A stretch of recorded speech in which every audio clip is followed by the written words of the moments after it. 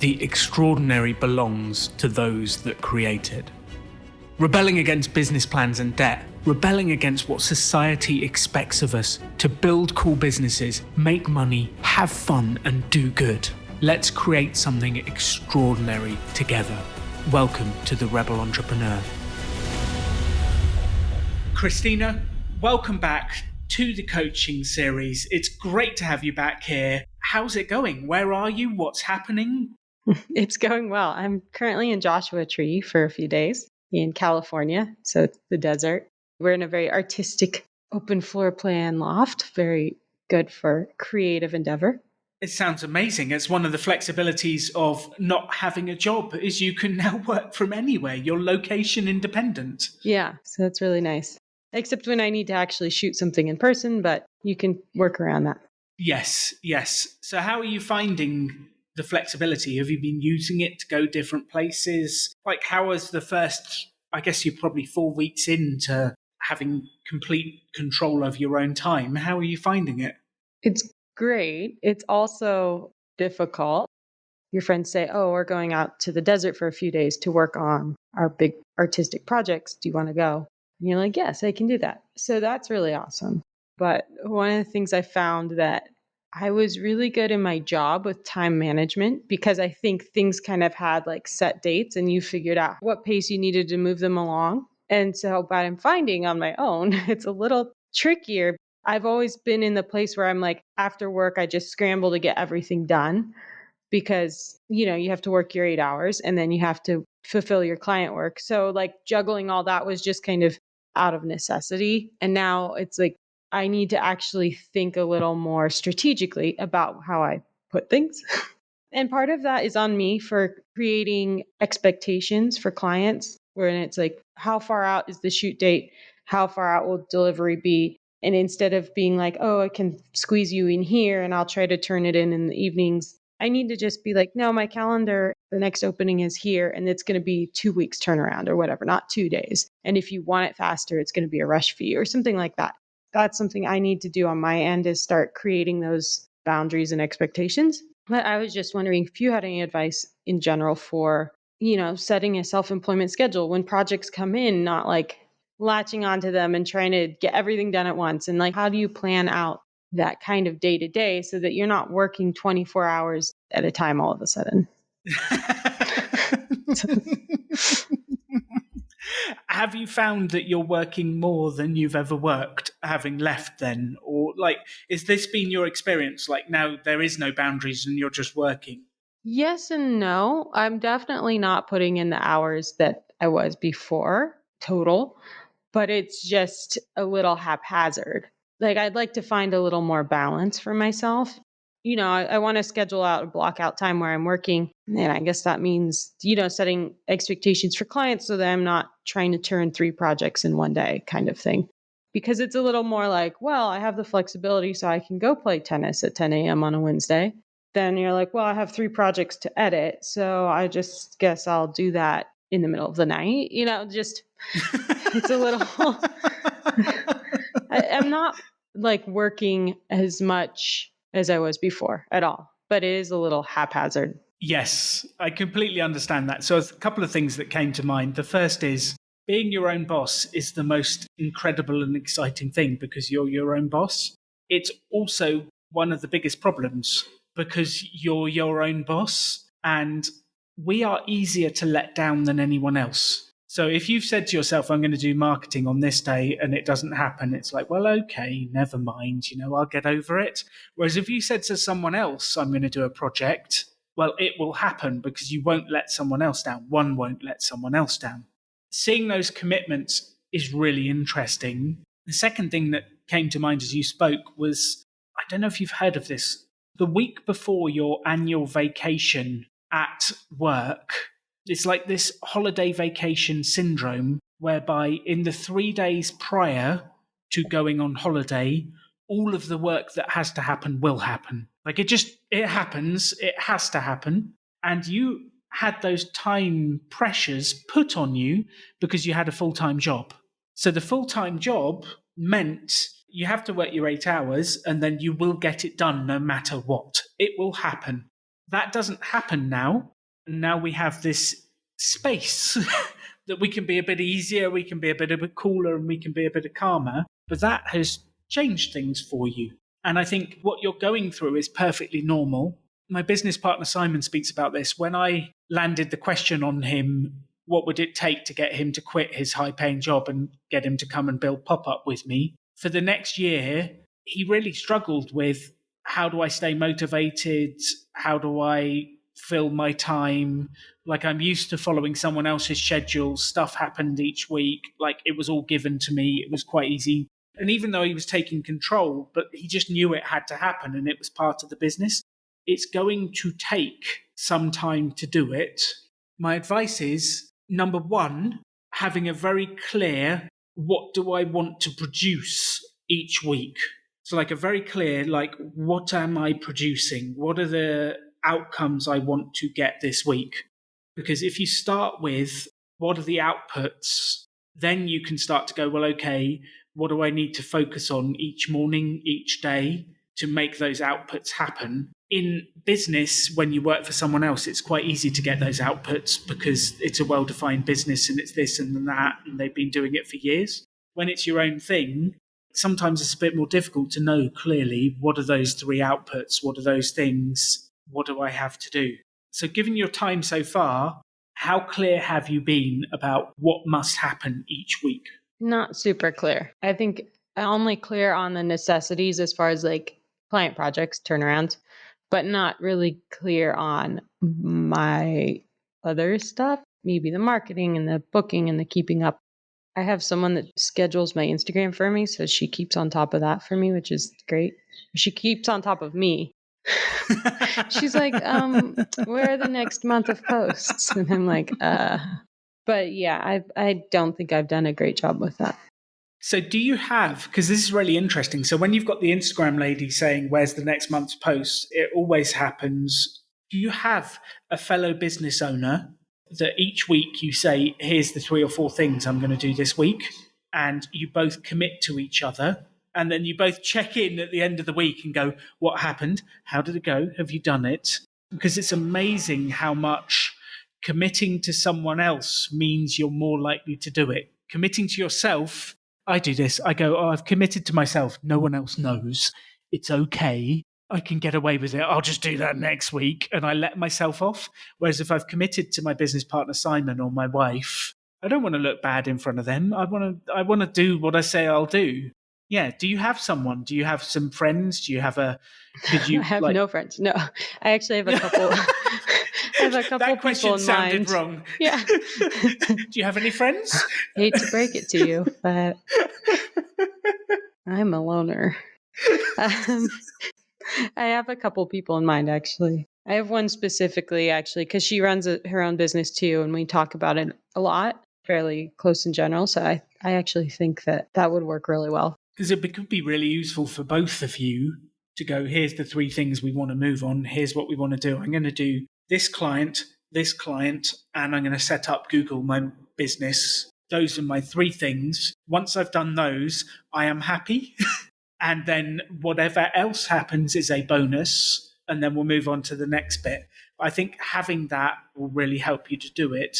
I do think with the client work, it is worth estimating roughly. So the client has booked me to do this photo shoot and these things, and then putting it in the diary and committing to it will happen at that time. I do think that is important when it's client work. For me, the magic is it's in the diary. So these coaching episodes happen because you and I put a date in the diary. After we finish, what's generally my next question immediately after we finish the episode? Oh, what am I going to do? Or what are my next steps? And then when are we going to talk next? And I've kind of put a deadline on myself and you to go to the next step. And because it's in the diary, it will happen. And I think getting to that stage of it's in the diary, it will happen at that time, I'm committed. That's how you make things happen. You commit to someone else, you put a date on it, you put a time on it, and you do not let that other person down. You do not let yourself down. It just happens. I am sensing a degree of nervousness about this plan. Tell me what's going on in your head, Christina. I think this is with everything, with the niche thing, reticent to like make hard plans or make like hard schedule because I'm like, well, what if that day or something comes up or this or that, or it's not enough time. But the thing I need to remember is you can always adjust it, right? To set something is like the first step and then you can change it if need. But I think so sometimes my brain works in such absolutes that I'm like, oh, don't set anything because like, well, what if you mess it up? What if you break then? So then change it, I guess. But yeah, you're right. You could definitely change it, but I know exactly what you mean. I am a little bit commitment phobic at times because I'm like, what if I actually don't want to do that on the day? What if I get invited to a really cool party? Well, who knows? I know of all these friends you've got, they might invite you out to some kind of cool party. That never happens to me. It's not a problem I face. But it is like, what if I commit to doing it? Well, you can change the plan and go, actually, I'm going to do it this day, or actually, I'll rush to get it done early and I'll put in work the day before. Like, we can change the plan. It's just having that commitment of it will happen. The one danger of this strategy is when you put it in your diary, you don't do it, and then you move it forward to the next day, to the next day, to the next day, and then all of a sudden it becomes this big thing that just is floating over you that you never do, that just keeps getting pushed forwards. And I'm only mentioning that because I may have done that in the past. I have too, don't worry. You're not alone. But I definitely think in my mid 30s, I started to get more committed. If I say it's happening, and I will not let myself down. And I think there's an integrity to oneself. Like if I've got a reason and I go, well, okay, like it doesn't have to happen today, I can do it the day before, the day afterwards, that's okay. But I'm going to follow through with my word. And I do not put nice to haves on my diary. I do not put things I maybe do on my diary. I only put the stuff that I am absolutely going to do. Otherwise, my diary becomes this thing that moves around and shifts and places, and then I lose respect for the diary and myself.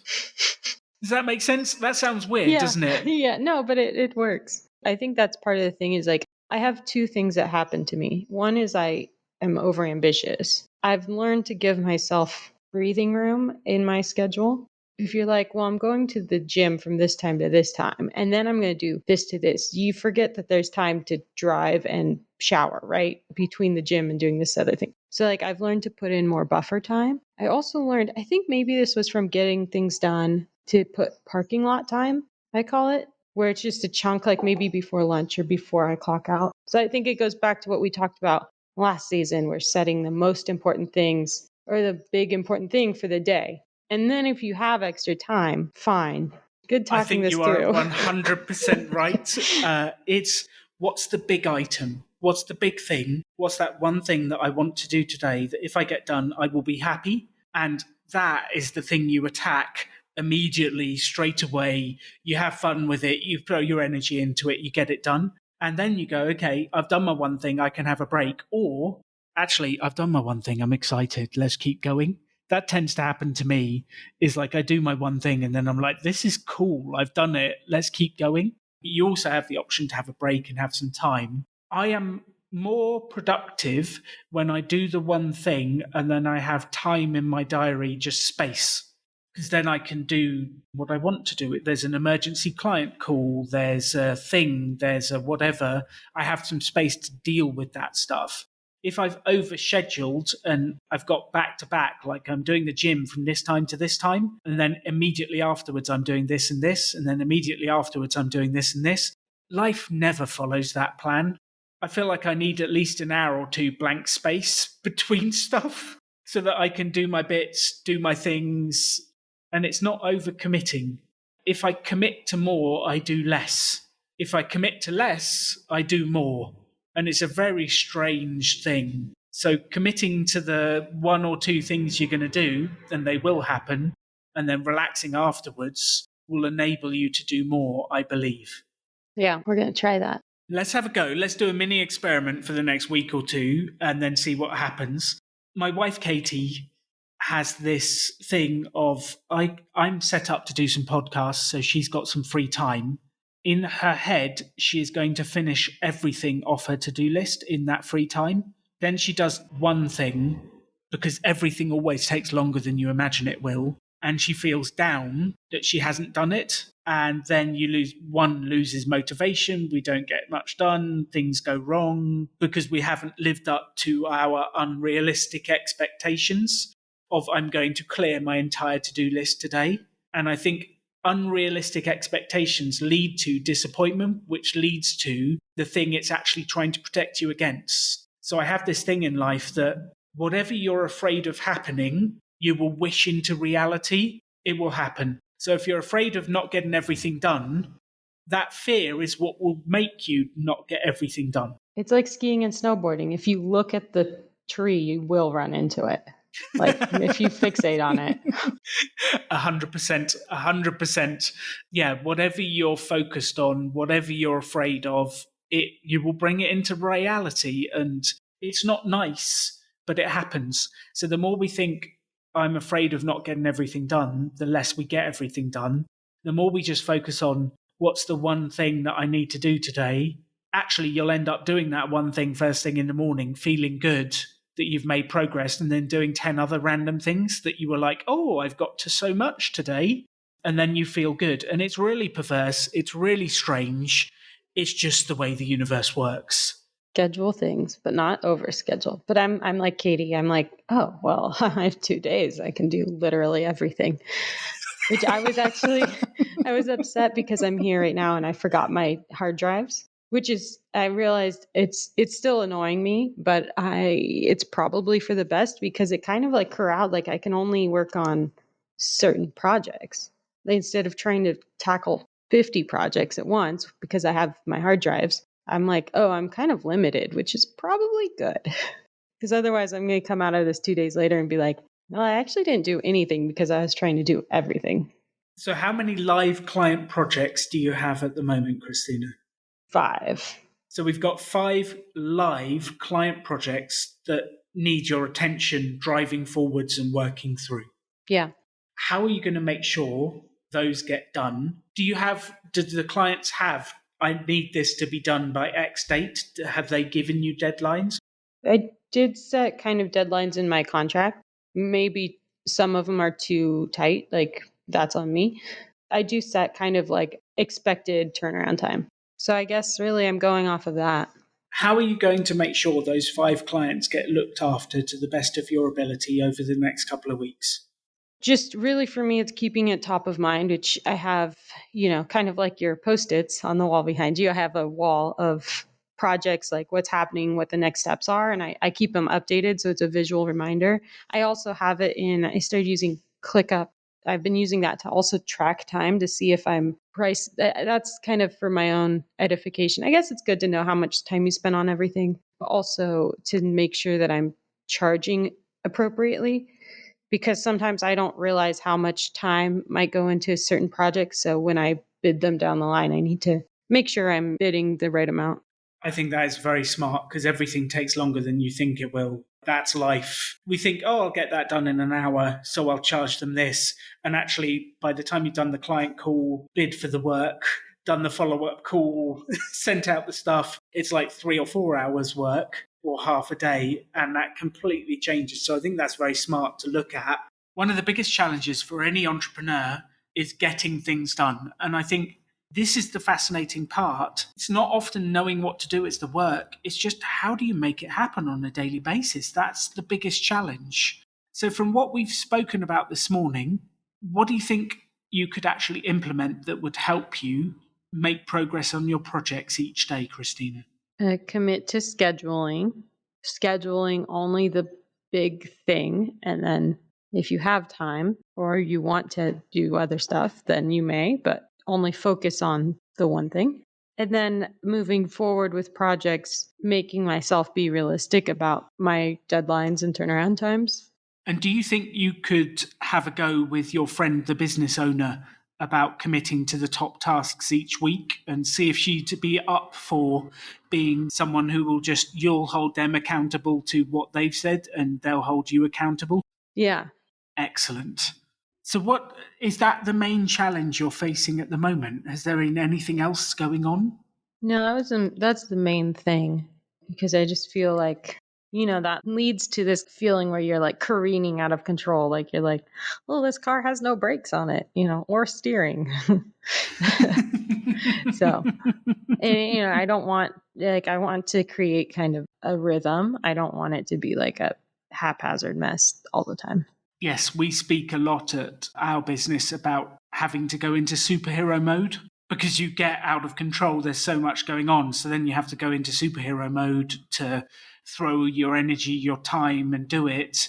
And superhero mode is not a sustainable way to live. It's fine for a day or two, maybe for a week. But if you try and run your life in superhero mode, you will run out of energy and you will fall to pieces. And finding that sustainable rhythm of here's my main thing, here's my main task, here's what I'm going to do. I just do this each day, I do these pieces each day. That enables you to have downtime within it. And I think making sure you have blank space in your diary, maybe even a blank day where you do what you want to do, that it's not all scheduled, that it's not all planned. And if you need to rest, you rest. If you need to sleep, you sleep. If you're excited about doing stuff, you go and get a coffee and you crack through the list. But having that time to do what you need to do each week will allow you not to have that careering out of control feeling, which happens when, oh my God, look at all the stuff coming up in my diary and I haven't even got to what I have done. And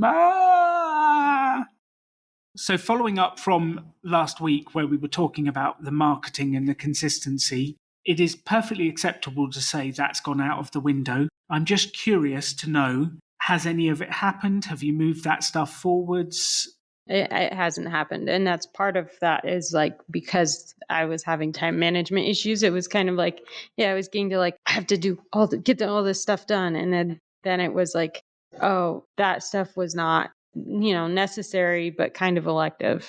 I wasn't committing to scheduling it in anywhere. Instead, I was like, no, I must jump into all this other stuff. And then you're like, oh, well, I'm ready to be done with my day. And then, it just never, it keeps moving it down the road. So I get a little like, oh, well, I'm going to set this first hour of work to do marketing emails. And I go, well, I need to get started on this project now.